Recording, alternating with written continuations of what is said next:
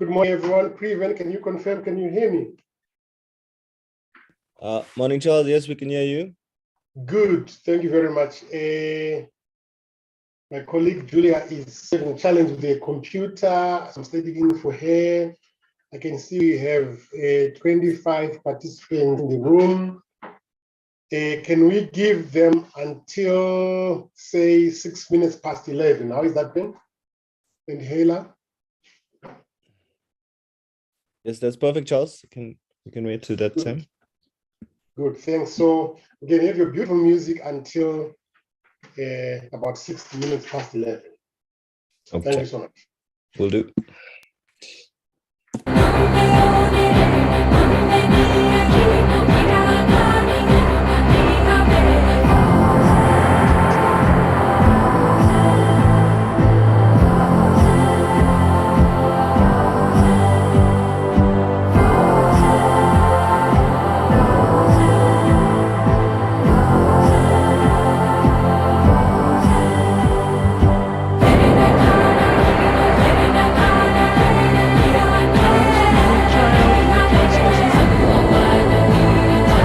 Interpretation. Oh, that's good. Thanks, Patience. Thanks, Patience. Antonio, are you with us? Oh, dear.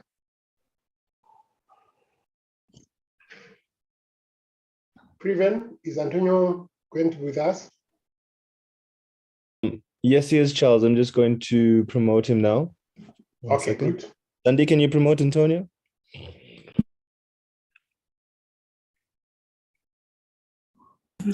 Hi, I'll do that now. Good morning, Preven. Good morning, colleagues. Morning, Patience. Good.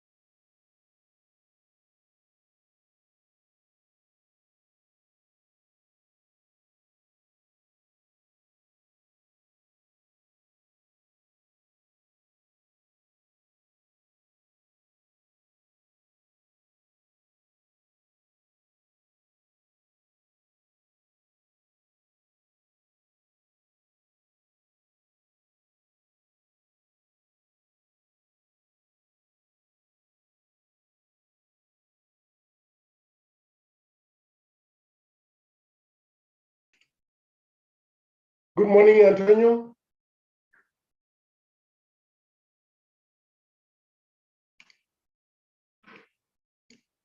Antonio, can you hear me? Charles, Antonio Yes. is sitting in the attendees section. I'm trying to promote him to the panelists. He's Okay, promoted good. now. Please promote him. Thanks.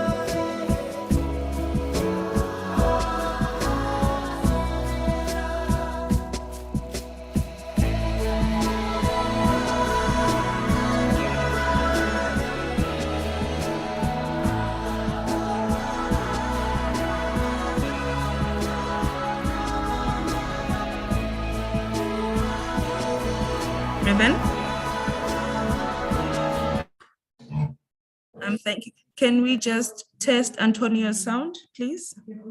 Yes. Thank you, host. Please continue. Antonio? Can you say something, please? Dr. Charles, good morning. Praveen, good morning. Zandi, good morning. Can you all hear me? I Yes, can we hear can. you. It's loud and All right. clear. Thank you. So, colleagues, I think we are ready to start. Am I right? Caros colegas, acho que estamos preparados para começar. As you know, today's program is focusing on Como vocês sabem, o programa de hoje culture, heritage, isto tem a ver com indigenous patrimônio knowledge cultural systems. You can name intangível, it, as long as you bring in the cultural element. desde into que vocês teaching and tragam o learning. elemento cultura neste programa. Sorry, colleagues, So- 1 second. Caros Okay. colegas, desculpa mais uma vez. Is your interpretation set, Antonio, because you're coming through the original feed as well? Yes, like I sent you a text message on private stating that you haven't promoted me yet as an interpreter. I'm you as a are- panelist, you know. Okay, let me see if we can. Zandi, Yes, can you Praveen. please set him as an interpreter? You are the host. I think he's now under panelists. He's now on panelist. Maybe you should go to Portuguese interpretation. Merit. Zandi knows how to do that. Let's wait for her.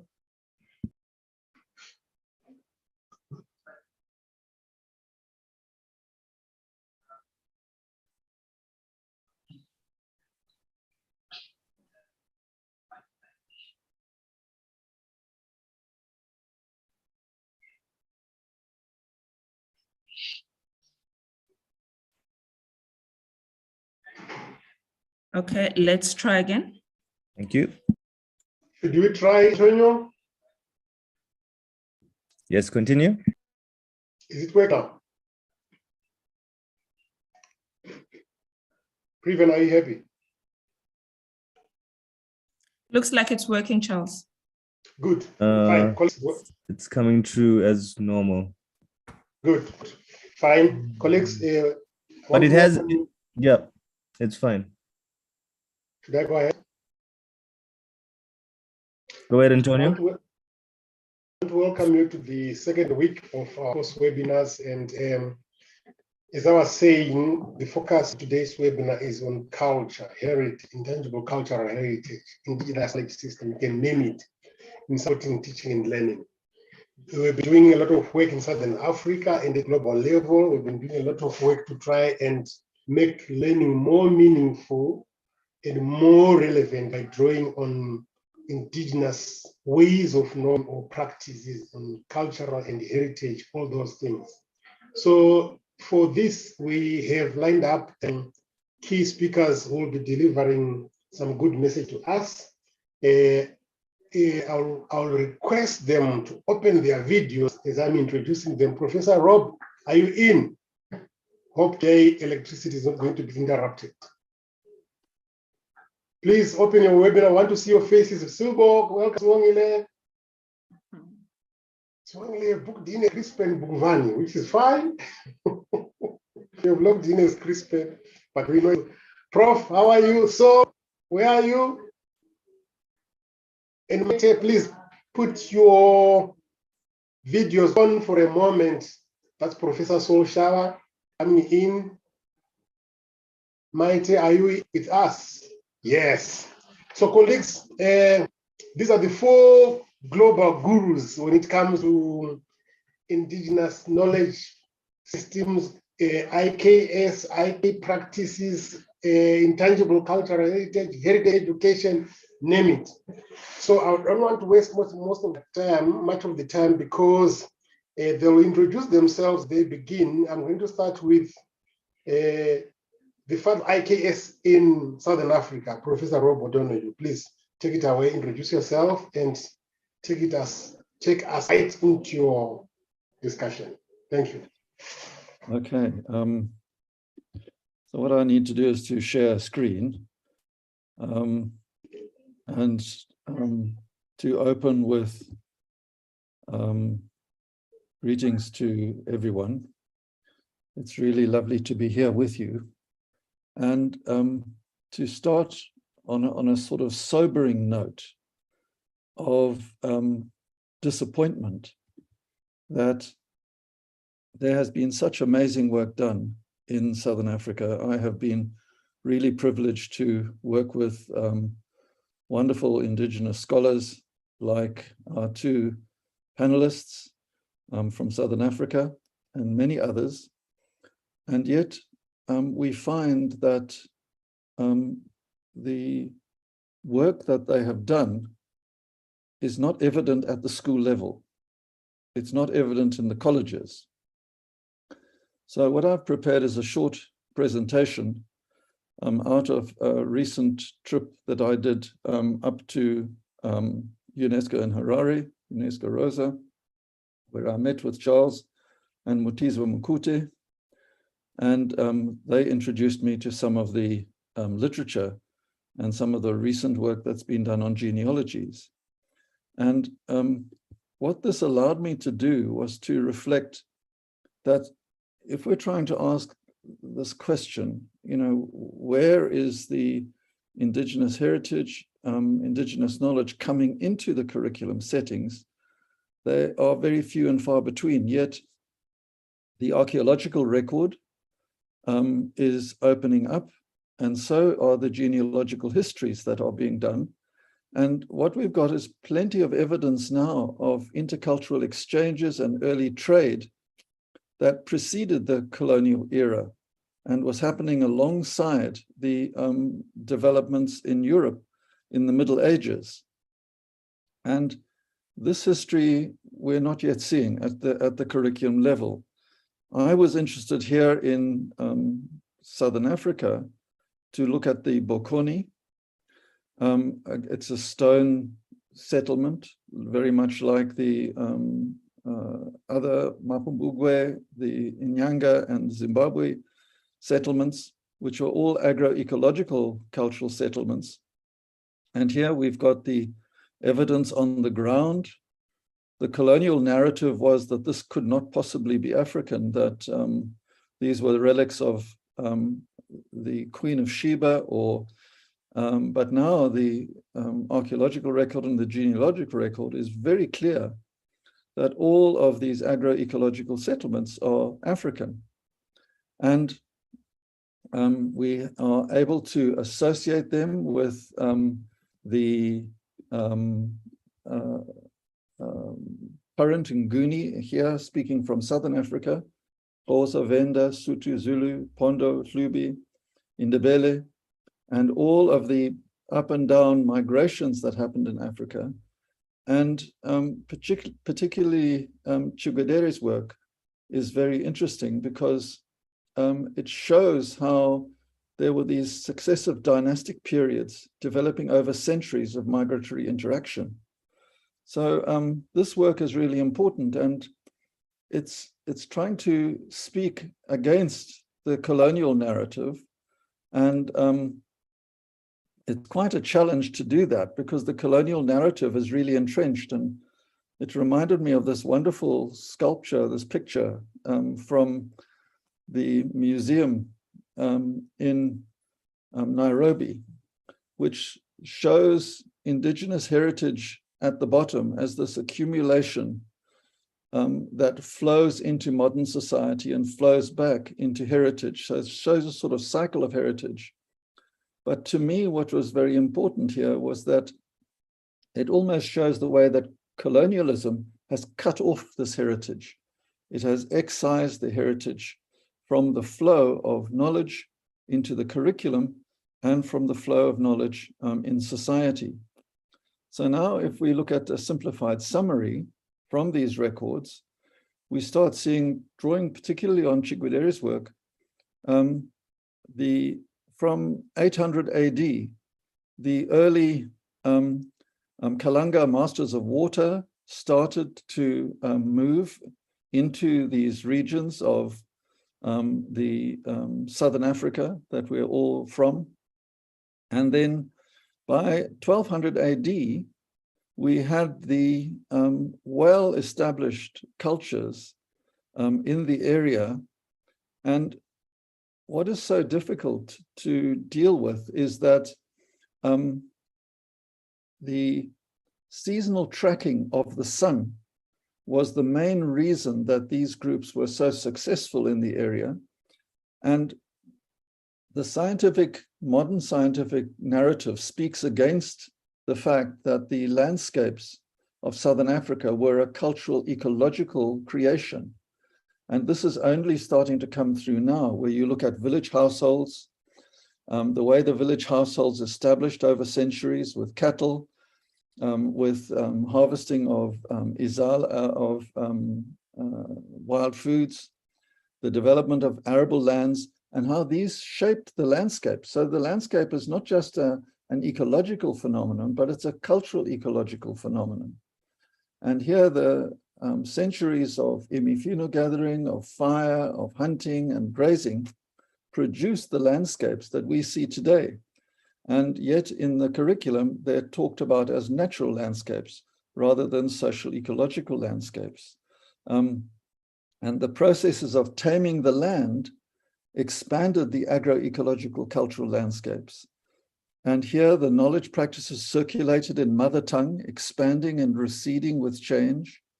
This language enabled people to reflect the local knowledge, the learning and the change.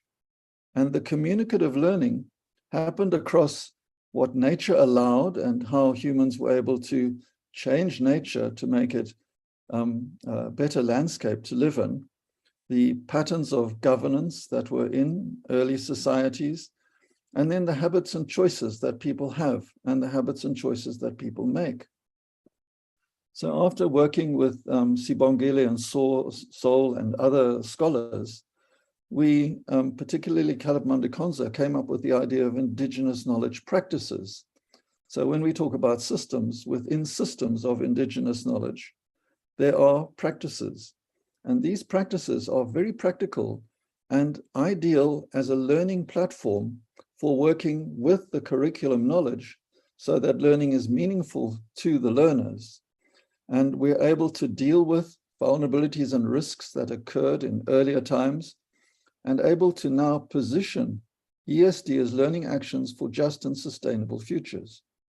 Now, I've picked out a few, and once again, thanks to Charles and to Mutizwa for helping me here.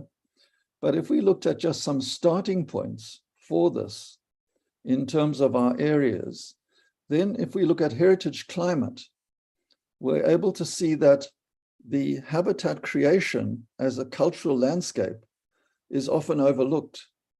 We don't find the seasonal calendars that developed in Africa for the tracking of the sun available. We don't look and see much in the curriculum about seasonal migrations and about the importance of water conservation through ukugelesha and other practices that retained water in the land. Similarly, if we look at food production and heritage gardening, composting, izala ututu, again, the rainwater capture of ukugelesha, the soil fertility, the growing of green plants, the imifino, the saving of seeds and the sharing of seeds and the patterns of Ubuntu in village seed sharing are difficult to find. And I think that UNESCO's, through SST, is starting to bring a lot of this through, particularly in the work on intangible heritage. But this is a very tangible part of intangible heritage that has been sort of left out on the side. And we need to, in Sol's word, we need to recover and we need to uncover it before we recover it. So that if you're looking at the foods, the maheu, amasi, imifinos, and also the hand washing and health practices, you're able to look at water concerns and water management as part of this heritage, along with biodiversity and also the marine environment. So these are just a taste of some of the topics that have direct relevance to the curriculum that we're not finding at the moment manifest. And I've been working with Nina Nhlope, the famous storyteller and poet. And she says, you know, we really need this heritage work because It will enable us to touch the past with our memories so that we can feel the future flying on the wings of our imagination. So I wanted to open with this story. Here are some of the references to just emphasize that we've got a long way to go. And this is a central part if we are going to have ESD in our curricula, if we're going to be working in meaningful ways that touch the landscapes, the sustainability and the concerns, then heritage is a key area that we need to give close attention to. So I hope that this is a useful input as a starting point for the conversations that we're going to be having together for the next period. Thank you very much, Rob. Thank you so much for opening up that discussion, and thank you so much for really carefully selecting or coming up with that historical process that you've analyzed throughout some time now. You've been working on this for a long time now. It makes things very tangible because of communities and cultures that we can easily associate with. So colleagues, the challenge is on us as we are coming up with curriculum frameworks, thinking about teacher education transformation. This is one area we can really focus on and say, how much are we doing in terms of using our heritage, in terms of developing teacher education as well as school education curriculum. Now, your last sentence, Rob says we still have a long way to go. Indeed, it's still a long way to go. I want to invite now Sibu and Sol, who have started to do some work. They've been doing some work for a long time now, but I think they now have to doing work focusing on the sustainability starts with teachers and then see how far we can tap on the work that they are doing. It's still in draft form, but we hope it will help the teacher educators sitting in the room, TVET educators sitting in the room, to come up with ideas as they develop their teacher education curriculum or as they transform their teacher education curriculum. I'm not sure that Sibo and Sol, are you ready? Sibo. Sol here? Yes, Charles, I'm trying to see if I can share the presentation there. I'm not so sure. Good, thank you. Over to you.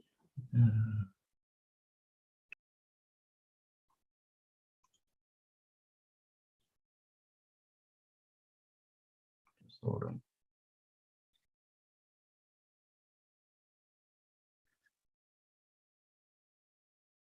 Maybe while Sol is still starting, while he's still sorting the presentation, we can say that we are looking in the context of intangible heritage, which is covered in one of UNESCO's convention, which is a 2003 convention. And I must indicate that a number of the countries that we're dealing with here, the teachers, they have actually ratified the convention. In other words, they've made it law into their countries. So it is almost mandatory that we look at teachers, we look at the education institutions as to making this convention alive, the 2003 convention. However, there's also issues as we think about education and our governments in terms of if we have all these conventions and they're all at the door of education and they're saying, let's integrate it into the curriculum. Is it sustainable at all or not sustainable? Should we, in the long term, look at packaging all heritage into one? But knowing that we are only do it from an economical point of view, because it's very, very important that intangible heritage be considered in its own right, because it has been a marginalized type of heritage. So, but when we're looking at the political issues in terms of making space for intangible or heritage broadly, all these conventions, we need to try and package them. But right now, the focus is on the 2003 heritage. So over to you. Thanks, Sibo. With regards to the materials that we have been working on, they focus on intangible cultural heritage, and they've been drawn from documented as well as observable intangible cultural heritage across Southern Africa. They actually reveal a strong link between intangible cultural heritage and sustainability, and reference is made throughout the materials to the Sustainable Development Goals, with examples that focus on environmental sustainability.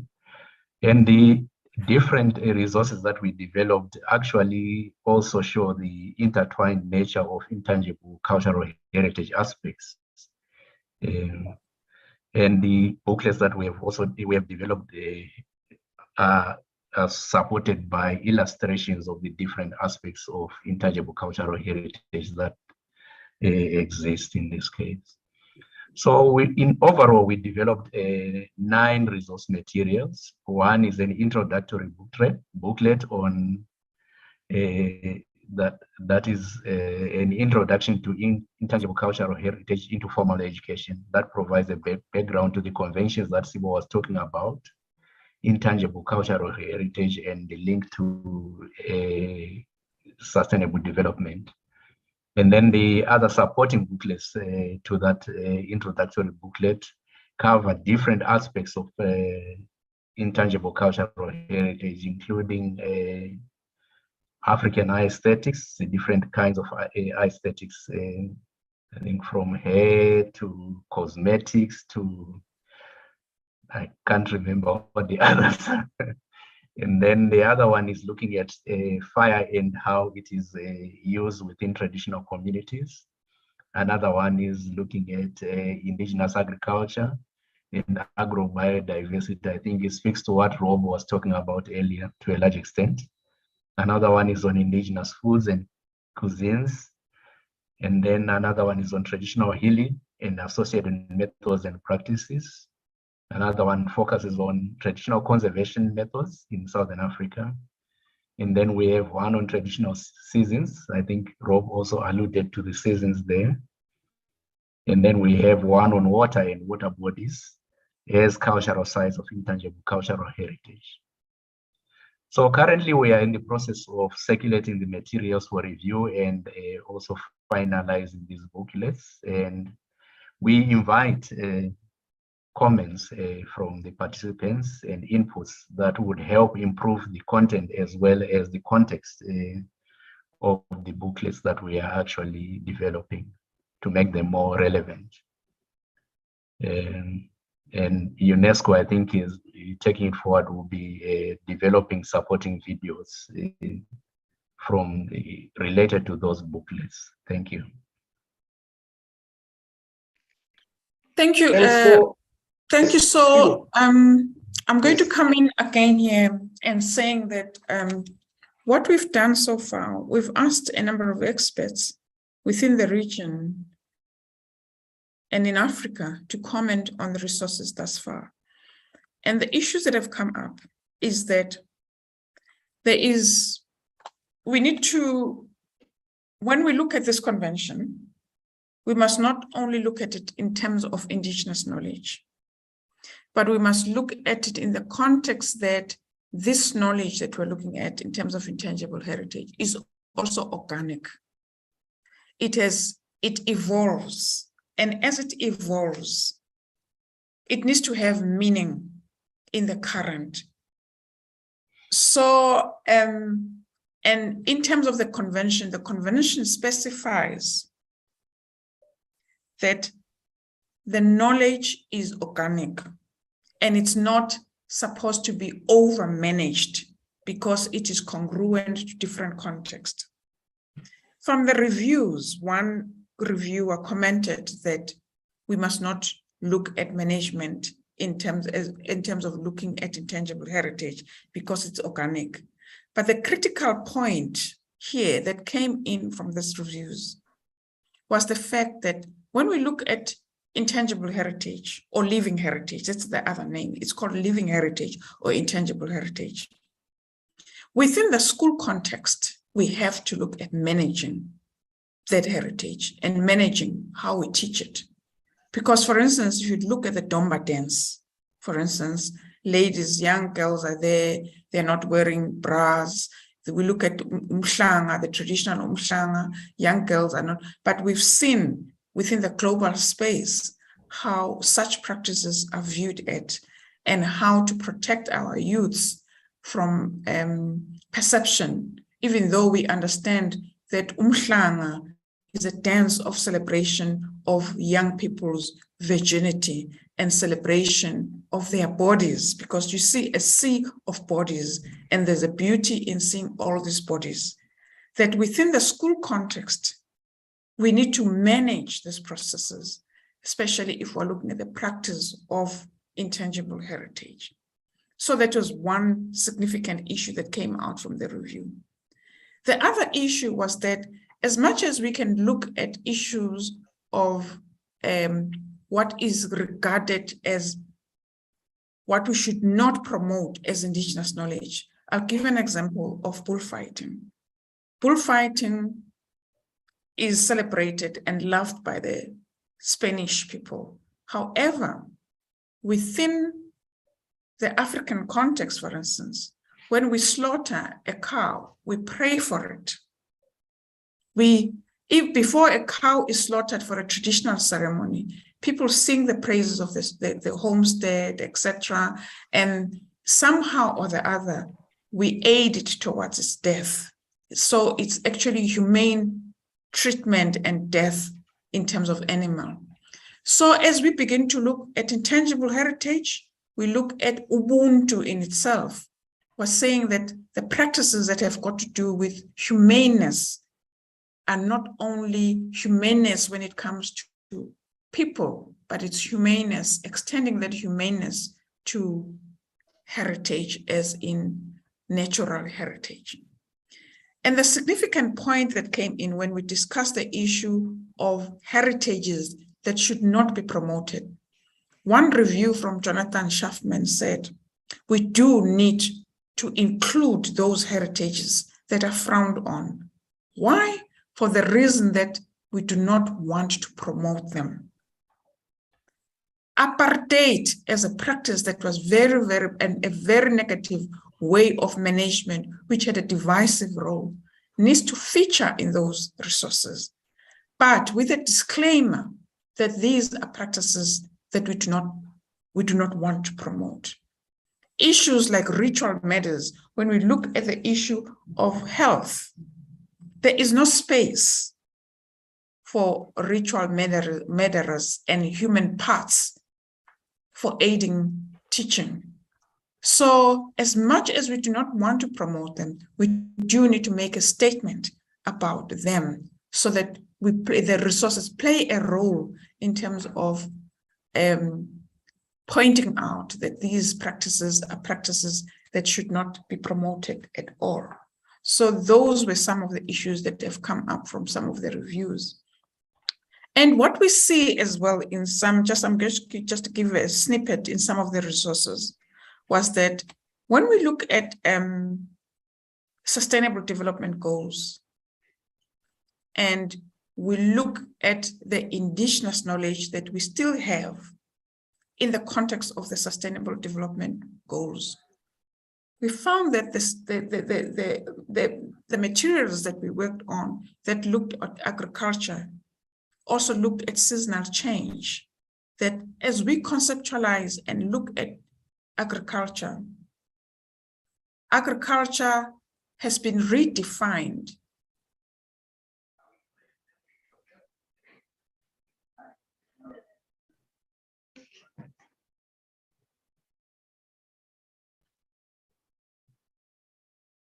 If we lost food.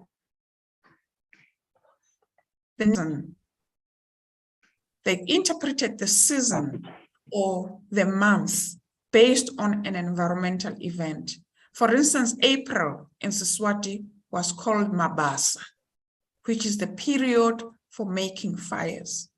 But what we have seen in KwaZulu-Natal with the drought, with the floods, gives us another picture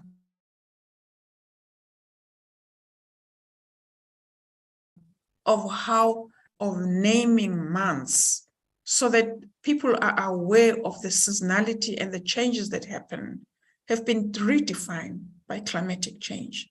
So that is what we try to do as well, to say, as we look at indigenous knowledge, we look at issues of what is happening currently and how does each and every resource take us back to the Sustainable Development Goals. So with the one on health, it took us back to the Sustainable Development Goal that deals with health. The one that deals with water took us back to Sustainable Development Goals that deals with poverty, that deals with water, that deals with underwater resources. So we tried to make that connectivity. And as we look at agriculture, also the issue of aliens, as we begin to look at eradication of plants that are alien, we also looked at the practicality and at the organicness of intangible heritage to begin to say certain species of plants that are regarded as alien, for instance, your kukuza, which is blackjack, is classified from an agricultural point of view as an alien species that should not be encouraged, that should be sprayed in the fields. But a lot of people grew up with kukuza, which is blackjack, as a spinach. So this is what we've woven into the resources to say again, as we look at what the development in terms of other subject areas into intangible heritage, let us also bring in the broadness and the diversity at which each particularly resource can be looked at. And there's another dimension that we need to think of as we look at intangible heritage or heritage broadly, is that our focus right now is on the teachers. We know, of course, that teachers are the ones that determine curricula. I mean, they are given a curricula, but they decide what to teach. And these resources are also going to open up those spaces for them to be able to mobilize indigenous knowledge and mobilize intangible heritage to enable them to integrate it in the classroom. What we have not realized is the resistance that also comes from the students themselves. There's a particular time where I taught students in Siswati. I'm in Mpumalanga now. I taught them in Siswati. The students told me that they do not want to be taught in Siswati because they need to learn English. English is the language of business. So I think with these materials, what we are doing currently is an appeal to the teachers. There's another layer as we look at the students, at the learners, and we look at how they conceive of indigenous knowledge, how they conceive of intangible heritage. So the materials, therefore, that we've developed, as we look at the images that we've come up with, when we're not only just talking about traditional hairstyles, we are also, when we look at the aesthetics, we are looking at modern hairstyles like my bunch of roses, I call it a bunch of roses, hairstyles, and it brings it that contemporariness as we look at the evolvement of those aesthetics. So to make sure that the students come on board and they can begin to see the mobility, the dynamism of intangible heritage, even though we are saying within the school context, we need to look at how that heritage becomes managed. What we also see, this is from a study that I'm just examining now, is that the activities that comes from the teachers are also just business. The teachers want to create some business. There is the depth in the activities themselves in terms of mobilizing those indigenous knowledges are not there.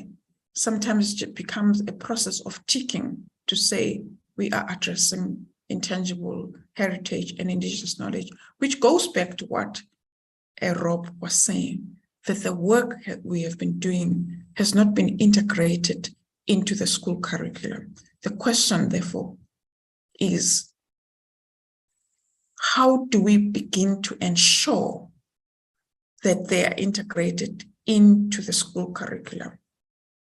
And how do we need to ensure that students are on board with this intangible heritage, with indigenous knowledge, so that, and I think critically, because the resources that we developed are looking broadly at education itself, how do we begin to come up with activities, an activity booklet that begins to say, if you are doing agriculture, these are the activities that we can do it. We are sort of recycling the same examples that we're giving. And I think there should come a time where we just say, now we're looking at agriculture. What kind of activities need to go into agriculture? We're looking at health now. What kind of health do we need to look at? Because the emphasis, when we look at intangible heritage, when you look at indigenous knowledge, has mainly been around plants and healing plants. How do we begin to look at the arts itself?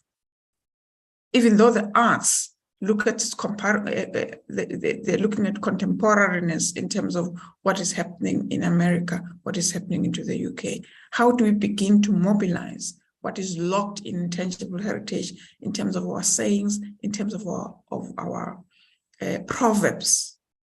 So what we will do with the booklets is we would still like to get some comments from the teachers who are in the classroom. And we are mindful that the resources are not going to be a cover-it-all. They're just an opener for teachers to begin to interact with them. And we've come up with different names from the different regions in terms of how some of the plants or the animals or the foods or the clothing is referred to, so that because locked in the naming itself of those resources, therein lies a lot of intangible heritage. So that begins to say teachers need to play their role in bringing the indigenous languages into the classroom as well. So it's not just in these resources that are written in English that are likely to be translated into Portuguese and French, but the names itself, the plants that we name, the birds that we name, the seasons that we name, the foods that we name, the initiation ceremonies that we come up with, in them, locked in them, is the issue of language, which is the dynamism that it's locked in. So as you look at those resources written in English, remember that we must think about them also in the indigenous languages and begin to say what is embedded in the languages where we name the onomatopoeic words that are being used here. What does they mean in the bigger sense? So also the activities that we've looked at are activities that begin to weave in to intergenerational learning as well. I think I will stop there and let it sink to all of us and give a space for the next speaker. Thank you. I'm afraid I'm not feeling too well today. Thank you. Oh, sorry, Sibo, get well soon. Thank you so much, Saul, for giving us that synopsis of the material that you are developing. And thank you so much, Sibo, for unpacking that complexity and dynamism we are likely to come across when we are trying to use the books. Thank you very much. I like your idea of sharing the books with the teachers themselves and then maybe get comments and feedback. I want to tell you one scenario which we can take advantage of. we do have countries here in Southern Africa who have reworked their curriculum and they've coined heritage-based education. I've got clear examples. Zimbabwe is one of them, Zambia as well, and I think Malawi. So maybe we can, what we're having in those countries, I haven't checked Mozambique and Angola, is a situation whereby the syllabus or the curriculum framework has been dropped on teachers. Teachers don't have, number one, the skills, knowledge, and capacity to unpack and deliver that required curriculum framework, and they don't have resources. I think this is going to come handy, and I'm saying this, if you want to get feedback from teachers, let's try also think about those teachers who are in this dilemma where the curriculum framework, which requires knowledge in terms of intangible cultural heritage, but the teachers we're not trained mode. So we'll be thinking about that and we'll be discussing, and we'll also translate these materials once they are done in Portuguese for our colleagues in Mozambique and Angola. But we want to remember that the language, as you say, the language is very important in this. Now, colleagues from Mozambique and Angola, this is what we are preparing, what we have. This is work in progress. Very soon you'll be seeing these materials on the website, and we'll also translate them into Portuguese. We should translate them into African languages. We'll talk about that, because otherwise that will be the final thing that we have to do. Let me now go global. If there are no questions, we'll come to the question and answer at the end. Am I right, Preven? We'll come to that. I'm writing down some questions that I'm getting. Let's now go global, and I want to invite our colleague from UNESCO headquarters, Maite. Are you ready to give us the global perspective on this? Maite, are you there? Yes, Charles, thank you very much. Can you hear me, Charles? Yes, I can hear you. Can you hear me? Wonderful. Thank you very much. Hear you. Please go ahead. Thank you very much, and thank you. I mean, it's. I think the connection is a bit unstable, so I hope everybody's listening. But thank you very much for this space. I mean, I was fascinated by what colleagues were saying. I'm going to try to bring the more global perspective from how UNESCO sees this work, what are the tools that are available in terms of the convention that exists, and more specifically the rationale and where we see the potential of connecting living heritage and education to contribute to living heritage safeguarding and also to quality education and SDG 4, and in particular SDG 4. Target 4.7. And for that, I would like to start with a little video because sometimes I think it explains a bit better, and then we can go directly into the topic. So I'm going to share my screen. Can I share my screen? Yeah, I suppose. Here it comes.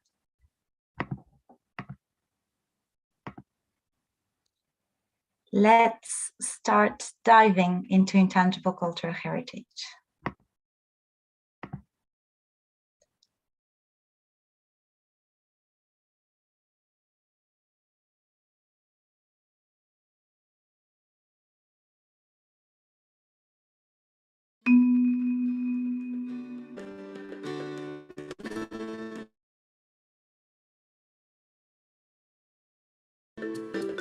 Intangible culture has infinite forms.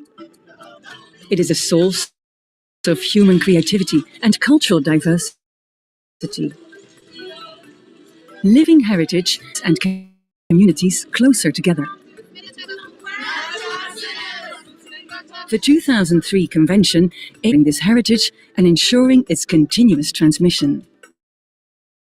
In 10 years, UNESCO listed almost 500 intangible cultural heritage elements. But how do we grasp the diversity of these elements? How are the cultural practices of communities across more than 100 countries connected? UNESCO mapped them all against 1,000 concepts and invites you to dive into intangible cultural heritage.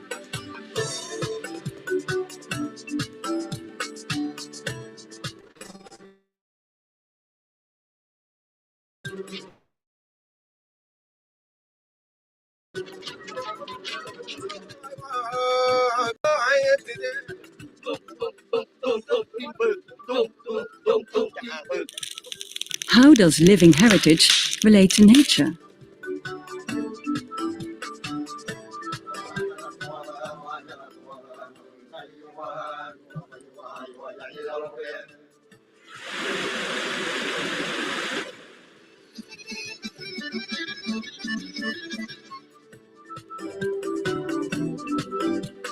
And what about you?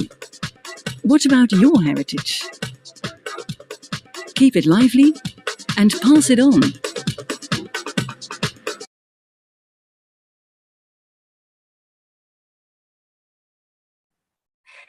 So this was a short initial video to show also an interesting tool that we have in the convention to explore and dive into this diversity of living heritage around the world, which is not only the living heritage that is listed in the convention lists, but it's also all that we acknowledge as part of our heritage and we consider as part of our living heritage. And this is a very key and important dimension.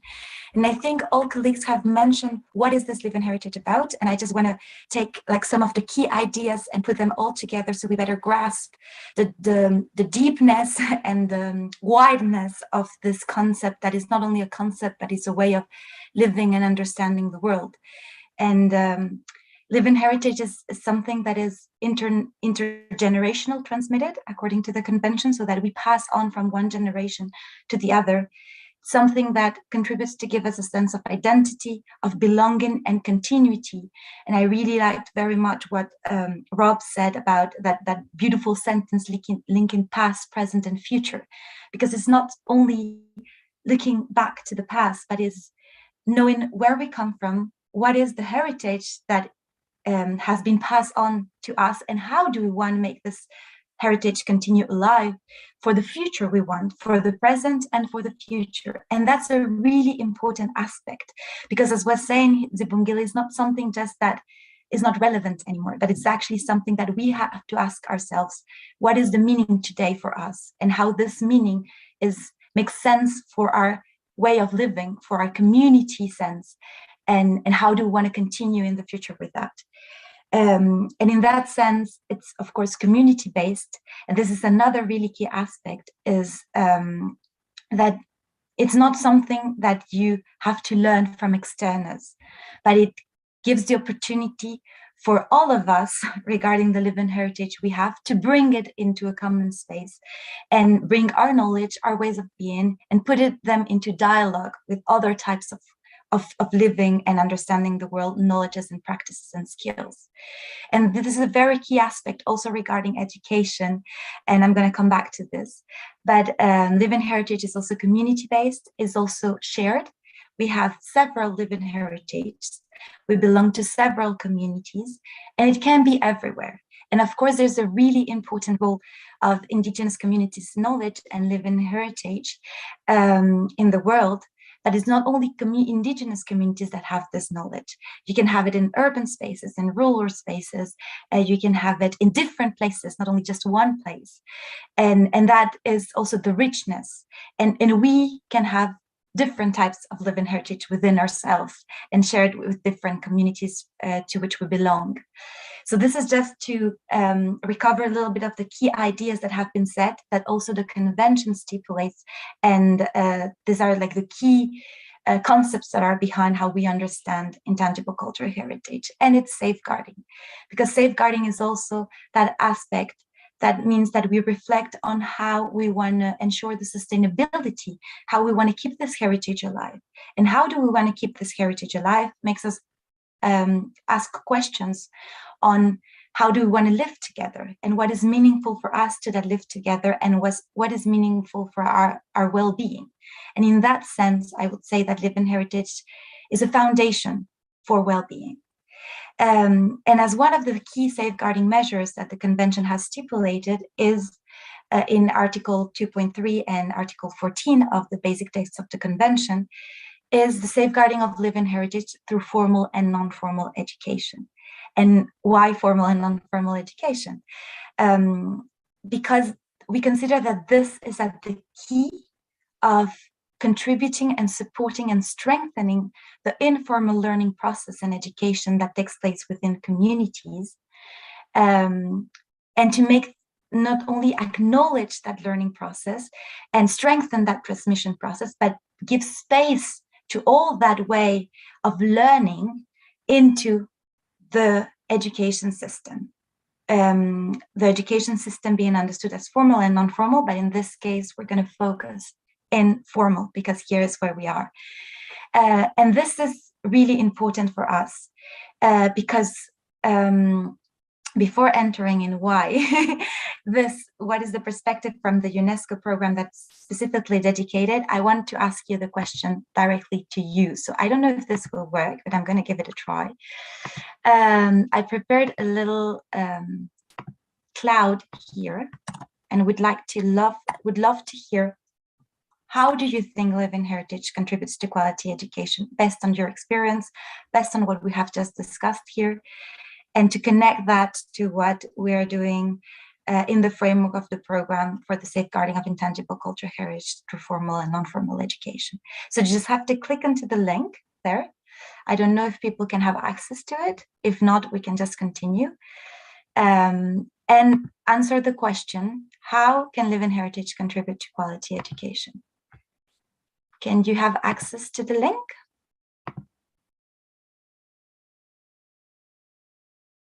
Thank you for the translation into Portuguese, Heila. If not, you can just try to answer directly into the chat, because I'm very much interested in your perspective, so we can make those connections together. And you can see how that is connected to a global program that is led by UNESCO. Can somebody, were you able to access the link? I'm not sure.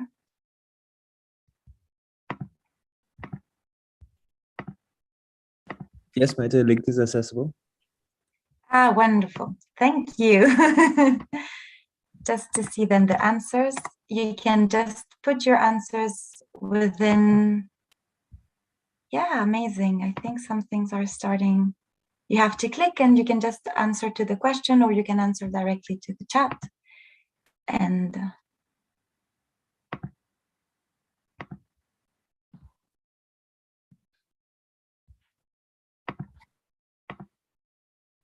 I don't know if this is working, but if not, I want to share with you.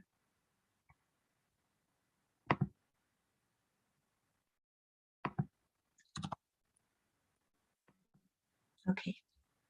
I have the feeling that, I don't know if people have trouble accessing the link, but no worries, it's something. Yes? It seems that one has to sign up for Mentimeter in order to. Ah, okay. Okay, so perhaps the parameters change. So if you want to just answer to the chat, that's wonderful too. I'm going to continue just for the sake of time, but I would be delighted if you can put some ideas answering this question into the chat just here directly on Zoom. I don't know if participants can do that. And if not, afterwards, you can still access Mentimeter and put some information regarding that. But so to explain our perspective is that, as I said, not only this idea of a key safeguarding measure to ensure living heritage transmission happens through formal and non-formal education is stipulated in the convention. And this is why also the program for safeguarding intangible cultural heritage and through formal and non-formal education was created in 2017. But it's also what is key for us behind this idea is that we believe that education is transformative and also needs to be transformed. And education is a cultural expression. And I think, and Zibongile and Rob and Sol have showed very clearly how a certain cultural expression, certain way of understanding education has been the way we mainstream education has been developed without necessarily considering the specificities, the realities, and the contexts of the different cultures around the world, and given space to that. And for us, what is key about this work is exactly making those connections. How we start grounding the education process on the living heritage of the learners, giving space to that living heritage to enter school. And it's not even enter, because actually it's always there, but it's given space to be to be there. And this contributes to personal and collective cultural affirmation. I mean, we can see how children understand better where they come from, who they are, what is the heritage that they bring with them, and they can open this heritage to dialogue and expand it and with other realities and other understanding. And this contributes to contextualizing learning, which makes it more meaningful and relevant, and also to building and understanding citizenship from one's own context and creating spaces for agency for change in our own context, to dialogue with other contexts. So it's in a very simple image, and I was thinking about this when I was listening to Zibongile, is like, what happens when we don't have roots? You know, like this kids that suddenly say, no, we have to learn English because we have to have a job in the future. No? But what happens when we forget our roots? What happens with the tree when we cut those roots? At one point, it can't flourish anymore because we don't know where we're grounded. We don't know where we're from, which place we're coming from, and where do we want to go. And it's, of course, wonderful to expand and to relate to everything that exists. But it's really important to first be clear of where do we come from, you know? And where to know where do we want to go. And in that sense, I just wanted to connect to what was being said, is like, what is the role of teachers into this? And this project, Sustainability Starts with Teacher, for us, has like the key notion, it's the dimension of sustainability. And one message that I would like to share with you is that for this work to be done, it's not necessary. Of course, we would like to go towards curriculum change at one point, because that means changing the cultural practice of education as it exists. But it's also possible to make that change by changing our pedagogy, changing the pedagogy as teachers, and starting to open up to this dimension that unfortunately has sometimes been forgotten, marginalized, and bring that also, that justice towards education, to give space to all that different types of knowledge, types of practices, skills, ways of being, and ways of learning. And this is really key. And in that sense, this pedagogical shift that bringing living heritage into education can bring doesn't have to go always through curriculum change. You can already do it now. And that's part, I think, of the reflection. I would love to hear your experience. How can you do it now?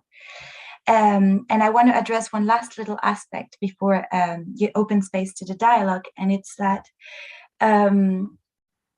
one of the key concerns we have identified in this work, because this work has also been having experiences, and I'm going to show some little tools and resources that can be useful for this work.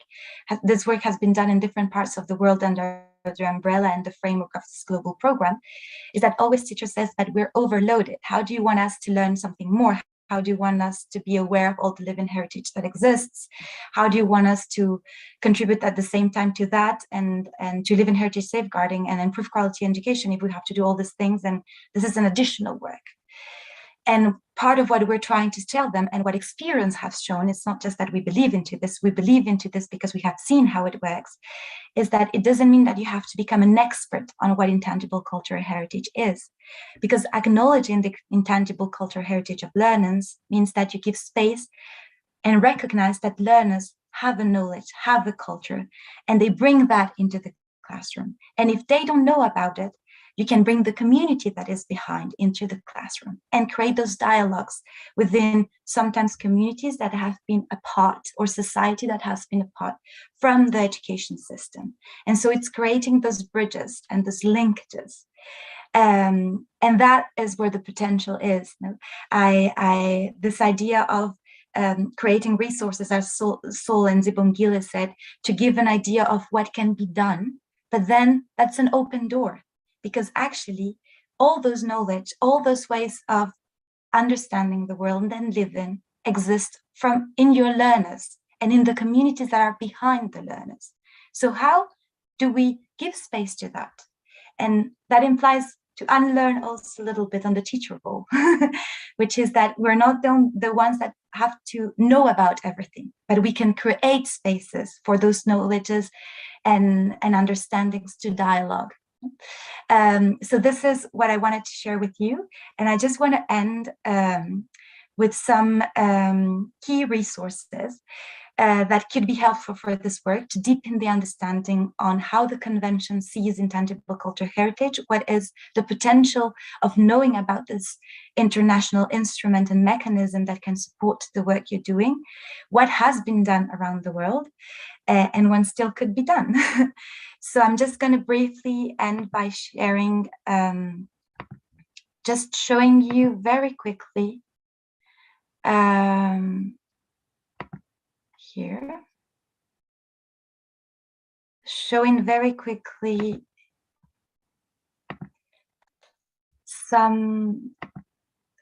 the clearinghouse on living heritage and education that has been created. And I'm going to put the link in the chat. I think my connection is not enough stable, but here we have a really nice little map on the world. And here you can find news, events, information on projects and resources of people that have been doing this work. And we are looking forward in the future to open this so everybody can contribute what is being done. So we will love to hear your experiences. And you can see what has been done, for example, in different regions, but also in Africa.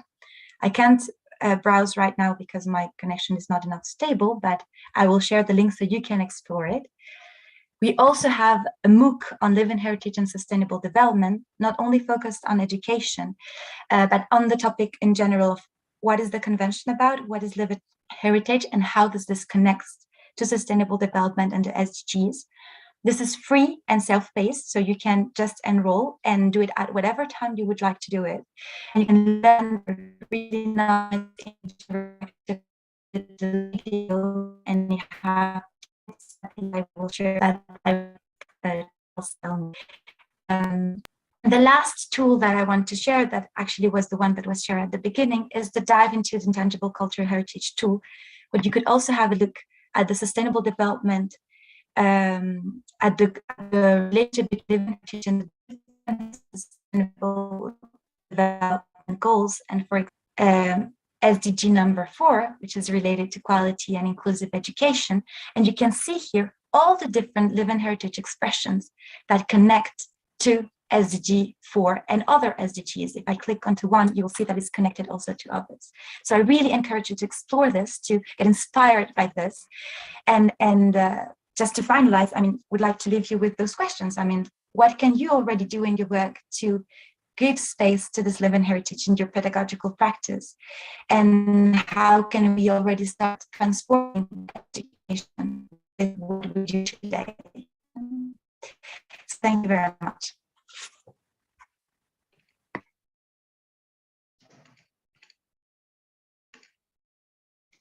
Good. Thanks a lot, Maite. Thank you very much for giving us that global perspective. And again, I want to thank you particularly for highlighting that when we are talking about bringing in ICH to the curriculum, intangible cultural heritage, living heritage, we are not talking about transforming the curriculum per se. That would be desirable, but I think 90% of the people who are sitting in the room, we don't have those powers. But we can focus on our pedagogy. That's very important to me, because in most cases, people think when we're talking of ESD or talking of these transformations, we're talking of or talking about moving mountains. Yet we can focus on things that we can easily do until we get to those very big things that we are aspiring for. So thank you very much for that. And thanks again to the other three presenters. Now I've got a question in the chat. So let's open a discussion. We still have time. I have a question that came from Marcus, and it says, I think any one of you can respond to this. Good morning. I want to understand what this living cultural heritage is. On the other hand, there are several conceptions of the curriculum, and we'd like to clarify how we would build a local curriculum. Thank you very much. Colleagues who would want to take this question? There are two questions in my view. Yes, there are two questions. First of all, who can give us a synopsis or yeah, of what this living cultural heritage is. I know you've touched here and there, but you can give something very clear and concise. Charles, perhaps I can answer to Yes, the question of start. what living heritage is from Yes. the convention's perspective. So as I mentioned, and you could see it in the video, there is this framework of the Convention for the Safeguarding of Intangible Cultural Heritage. And the convention has a very open definition of what is intangible cultural heritage, because one of the key aspects of this definition is that nobody apart from the communities themselves can define what living heritage is for them. But the convention stipulates that all the knowledge, practices, skills that are recognized by the communities and transmitted from generation to generations, and that create this sense of identity, belonging, and continuity, is what we recognize as intangible cultural heritage. And also all those expressions that are compatible with the international human rights declaration or rights declarations. This is from the UNESCO perspective. But of course, and I can put the link to the definition into the chat, what this international definition is owned and expressed in very different ways by the communities themselves in the way they recognize this living heritage. Can I come in as well? Yes, thank you very much, Maite. Sibo, you want to add to that before I call Yes. in Rob, who has his own concerns about living heritage? Yeah, I'll give you an example I give to my students in class. When I talk about intangible heritage, I talk about that you cannot touch, that is actually being lost by the sense that it's not always in our visual space. And I usually touch my fat blob around my stomach, and I say, this stomach is so big now, it's tangible, you can touch it. But the intangible heritage around my stomach is how I feel about it, how it is seen in the ritual dance in Swaziland, Umhlanga. The women are loved, the women are celebrated, it doesn't matter what they look like. And also, as we begin to think about intangible heritage, we think about the psychology of it, we think about the sayings associated to this. So it's that we do not touch, that is in our memories, that is in our spaces, that is so much at risk of being lost because it's not in our visual space. It's locked in our taste buds. It's locked in what we hear, music, how we hear music. It's locked into how we respond to the music as we dance. So it's that we cannot touch. But somehow at a certain point, it's linked to the physicality. When we look at the physicality in itself is attached to a non-physicality, which we must document. For instance, as you look at Nelson Mandela swearing on an oath on the Bible to become president, the Bible in itself is the intangible heritage. But the way he felt, the way the community felt, the way Africa felt, the way the world felt is the intangible heritage. It's those feelings, it's those associations with freedom, etc. So this is how I explain it to my students. I hope that helps. Yes, thank you very much, Sibo. Thank you so much. I hope that's fine, Maite.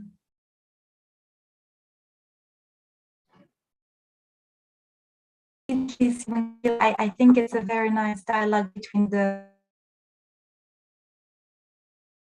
Maite, you're speaking.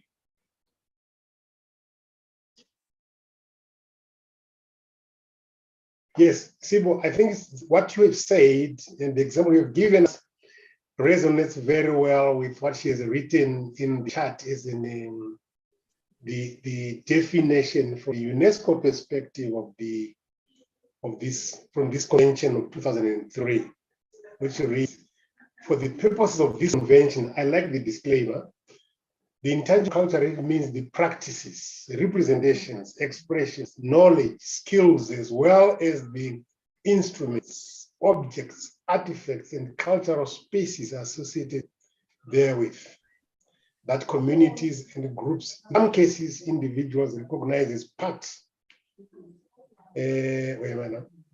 of their cultural heritage. Colleagues, you can visit this. She put the link in the chat. Please visit these resources.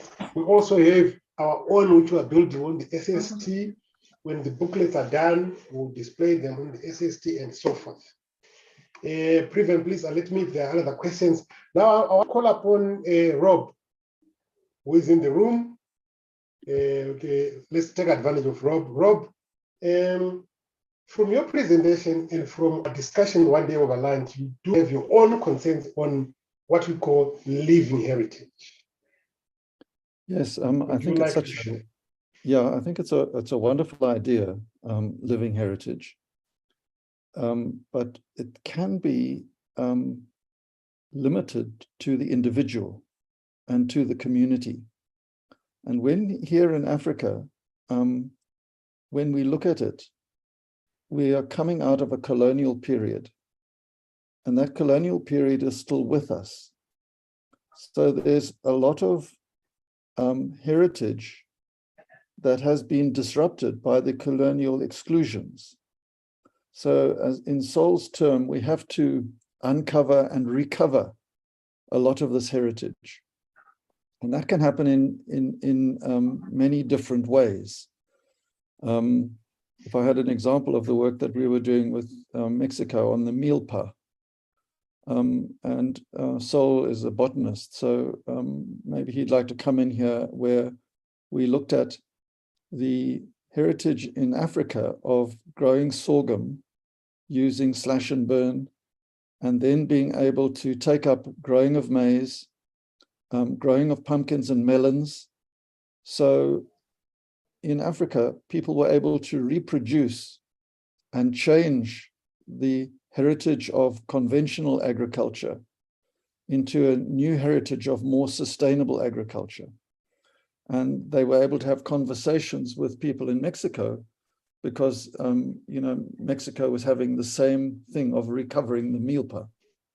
So I think a key thing to me is the way that the intangibles, we don't get lost in them, that the intangibles become tangible. And there's a lot of tangible stuff that has been left out and left aside through the colonial intrusion that we need to uncover and recover and bring it in as living heritage for sustainability. And here I'm just one point that I could perhaps make that is has been very significant to me in my learning with Indigenous scholars. And that is that the ethic of the land is thought by the colonialists not to exist. We have to bring in an ethic of sustainability. But if you look at African land practices right across the region, you find that the ethic of sustainability, if we take an example of Hunu Ubuntu, the Hunu of the solidarity of being together and doing things together and learning together, and the Ubuntu, the idea of being able to do it for the common good, for a common humanity. So I love the idea of the intangibles, but we can't rest there.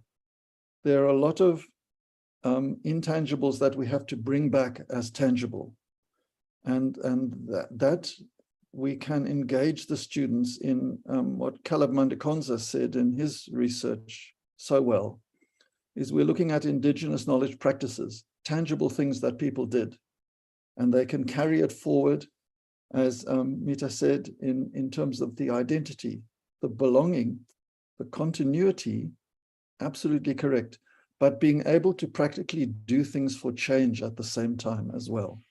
I hope that's useful. Yes, thanks. I don't know whether Mighty want to come in. we are opening at this discussion because we're talking of teacher educators here. So what Rob is raising is, let's not forget that this part of the world went through a period of colonialism and there were some disruptions in the heritage. So we need to think about that as we are promoting the inclusion of intangible cultural heritage in our curriculum. I'll leave it there for discussion. It's quite academic. And Hela, please get ready to add your voice towards the end. But for now, Preven, do we have a question or a remark that we think we should attend to in the chat or in the Q&A?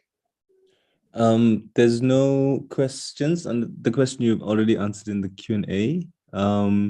There's some very nice comments in the chat that's coming through by Daniel. The valorization of cultural heritage will allow us to link aspects of the local non-Western culture with scientific aspects.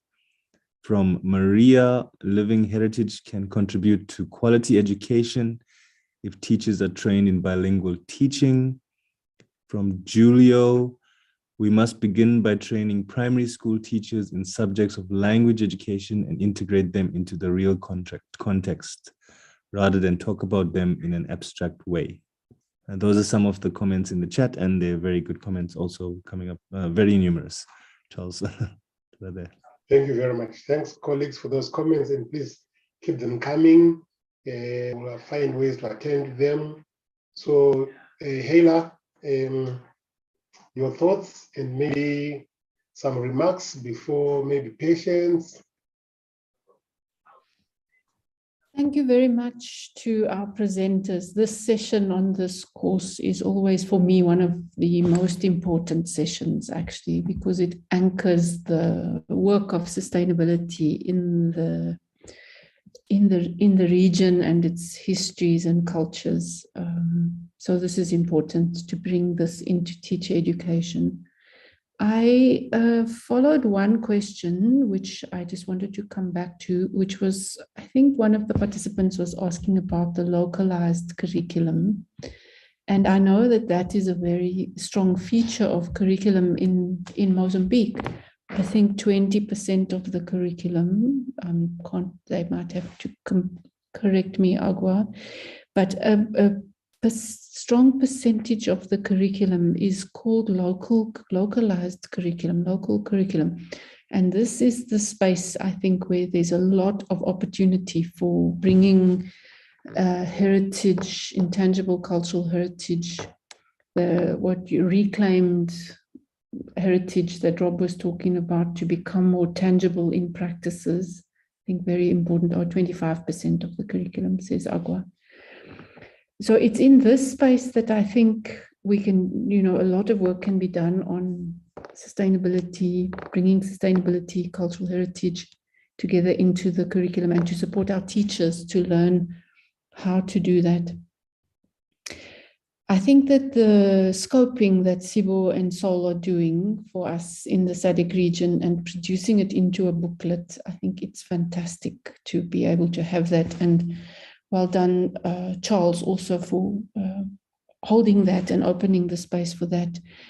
I feel we should put a lot of energy into the booklet, and perhaps Sibo, you could share it with Agua from Mozambique so we can get the Portuguese perspectives coming through as well. And maybe somebody in Angola would like to take a look at this booklet as well. If you haven't already shared it into those countries, that would be something perhaps to think about. I think the connection with the work that Mighty and the UNESCO office are doing in Paris is very important for our region. I had the luck, I think, of working with Mighty and the team last year to develop a course very similar to this one on living heritage and education. And there is so much connection and overlap between what we're doing in sustainability starts with teachers and living heritage and education. So I think there's, as we look at what UNESCO is doing, there's more and more convergence and coming together of ESD, global citizenship education, intangible cultural heritage, heritage education, health and well-being education. It's coming together under the transformative intent of SDG 4.7. So as we work on our work to think about doing this work together in a movement for, transformative education.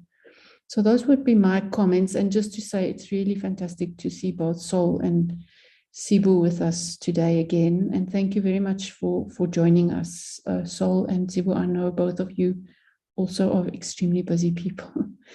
So, and thank you for putting the energy into this work. I think it's going to have a long history into the education system if I see these movements that are emerging. So as we do the book, Charles, perhaps in the foreword or something, let us put a good word from UNESCO, which shows the coming together of ICH, sustainability, culture, citizenship, education. I think it will be very important for us to do that, because I see this move happening. Mighty can probably update us as well, but I can see this move happening across UNESCO's internal divisions, which means it will come to us, and it's coming to us under the Futures of Education framework. So, and SDG 4.7. So that would just be my final comment, but thank you very much for a wonderful session. I always love these sessions. They're so, thought-provoking and give us so much depth to what we're talking about in education. Yeah. Thank you so much, Sheila. Thank you very much. Patient, your closing remarks. Yeah, thank you very much. I want to say a big thank you to all the presenters. I listened very, attentively, and I want to also join Heila to say, in fact, this sits within our thoughts regarding the futures of education when we talked about decolonization of our, curriculum. We really are fast losing what we knew before as our heritage. What do we want to retain? Why don't we want to retain others? It should be clearly stated, and the reasons, the thoughts process, and all of that. I recall the curriculum that I tried to put together when I was with ICBA working on indigenous early childhood care and education. There we were thinking about who the African child is. What is our identity? We are talking about having a dialogue with the rest of the world, but from what standpoints? Where is our entry point? What are we bringing forth to the rest of the world if we ourselves do not appreciate or master what our own identity is? I think it's a very good effort that we are putting together, and I hope we'll be able to, like our colleague from HQ said, maybe not directly now through the curriculum, but perhaps we can, our entry point could be through the pedagogy. Teachers need to know how, and I like the practical way that Simbogile tried to, explain how she expresses it or teaches it or communicates it with the students, so that they are able to appreciate exactly what is being communicated. We are losing most of all of these perception to a lot of I call it globalization now. Most of our children don't really know what all of these things you are talking about mean. So, and I wonder how many teachers also appreciate what you are talking about in the real sense of it. So before we completely lose this heritage, it's good for us to articulate what they are and what we want to promote and why we do not want to promote others.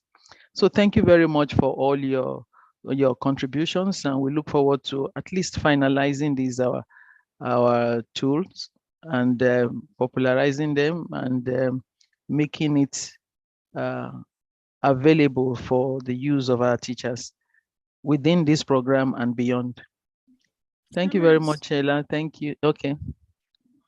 I have a question though, in terms from Charles, in terms of process going forward with the resources and commentary from the participants. Do we get an address list of all participants, so that we can begin to share some of the resources, or what is the process with UNESCO? Because I don't know whether we can circulate them for sharing, for comments, or what the process is. If you can advise us so that we know that we are not just doing a session here for people to be aware of the resources, but for them also to be able to weave a certain threads that we might have missed out back into the resources. Thank you, Charles. Thanks. We do have various communication channels. We can use those WhatsApp groups, email addresses. I think we can share as wide as possible. I don't know, Hela, what do you think in terms of getting feedback from teacher educators? I think so, Charles. I think you just need to get a process to manage it so that it's not too unwieldy for Sibo and the team. My suggestion would be perhaps to share directly with the RGMs, and then if they identify 1 or 2 people in their groups who could give us feedback, that would be more manageable. Okay. Otherwise, you just end up with RGMs. thousands of Yes. comments. So fine. Other options, you. because I don't know what your timing is, but this would make such a great session at ESA. Okay. Yeah. So I don't know what the time is. We may share them at ESA, but in terms of getting feedback, it has to be before. Let's use the RGM route. Yes. Okay. Yeah. Thanks, Sibo. Thanks, Hela. Anything else, Pix? It has been a good session, and I'm loving it. Prevent for side, anything that you have also seen these few minutes? Nothing from you, Charles. Thank you. Maybe Sol has something to say. Is yes, Sol?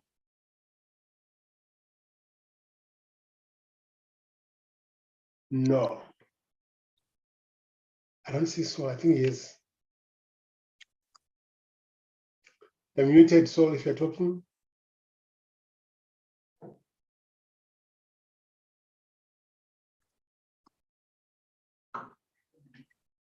No, maybe we can still communicate with Sol if there's something to discuss on booklets. For now, colleagues, I want to thank you very much for the nice session. Let's meet again tomorrow in our another session. Thank you so much and goodbye. Obrigado. Thank you. And thank you to the interpreter. Yes. You did a fantastic job today. I think because the speakers also spoke quite slowly. Yes, and the sound was better as well, Antonio. Thank you very much, Antonio. Thank you so much. Obrigado, everybody. Obrigada.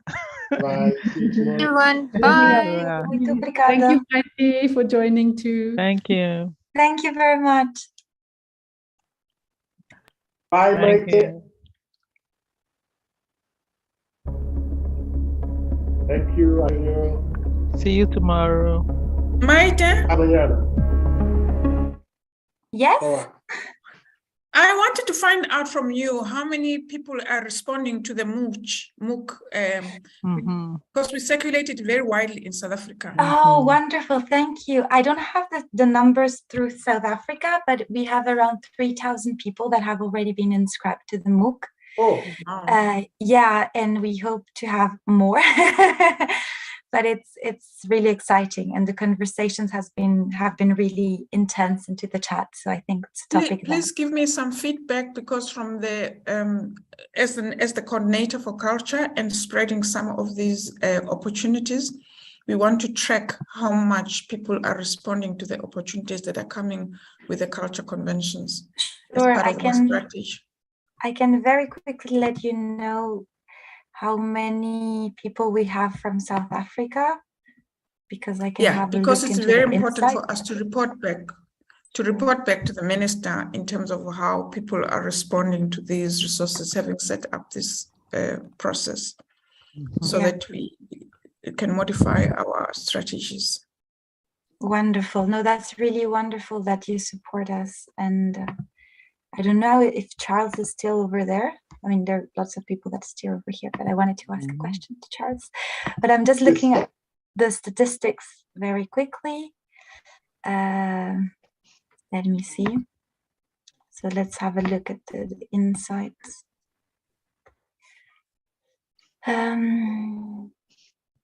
Insights.